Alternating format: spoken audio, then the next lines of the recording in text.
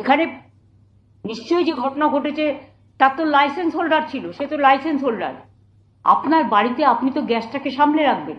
আমার বাড়িতে ধরুন আমি তো রান্না করি না, যারা করে তাদের দায়িত্ব গ্যাসটাকে সামলে রাখার। এটা আমাদের অনেক শিক্ষা দেয়। লাইসেন্স হোল্ডার ক্র্যাকার, আর গুজরাটে যে 25 জন মারা গেছে সেটা লাইসেন্স হোল্ডার নয়।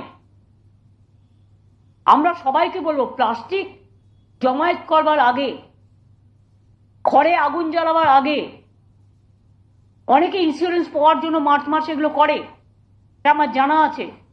আমি অনেক দিন ধরে দেখছি সবচেয়ে বেশি আগুন এই সময়টাই লাগবে, মনে রাখবেন, জানুয়ারি, ফেব্রুয়ারি, মার্চে, ডিসেম্বরে। এবং আমার তো খারাপ লাগছে, একটা পরিবারের সবাই শেষ হয়ে গেল, ওখানে ক্র্যাকার রাখার বাড়িতে কি প্রয়োজন? ক্র্যাকার আর গ্যাস সিলিন্ডার কি একসাথে থাকে না থাকা উচিত?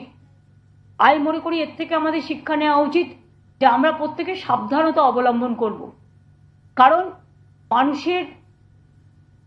মানুষের জীবন হচ্ছে সবচেয়ে বড় দামি। একটা মানুষ মারা গেলেও সেটা একটা মানুষ মারা যায় খুব কষ্ট করে, সেটা আমরা মানতে পারি না। প্লাস্টিক গোডাউনগুলোতেও আপনারা দেখবেন যারা করে বিভিন্ন জায়গায় হঠাৎ করে আগুন লেগে গেল, কি না তো প্লাস্টিক গোডাউনের মধ্যে কিছু রেখে দিচ্ছে।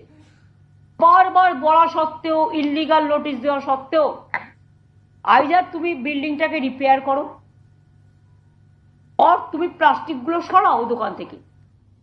কারণ এক জায়গায় যদি আপনি ইনফ্লেমেবল, দাহ্যজনক পদার্থ যদি রেখে দেন, সেখানে তো যে কোনো দিন একটা অগ্নিকাণ্ড ঘটতে পারে, তাতে মানুষের প্রাণ যেতে পারে। এটা আমি আবেদন করে বলবো যে আপনারা প্লিজ সাবধান হন, এমন কোনো ঘটনা যাতে না ঘটে কারো পরিবারে, যাতে একজনও কেউ মারা যায়।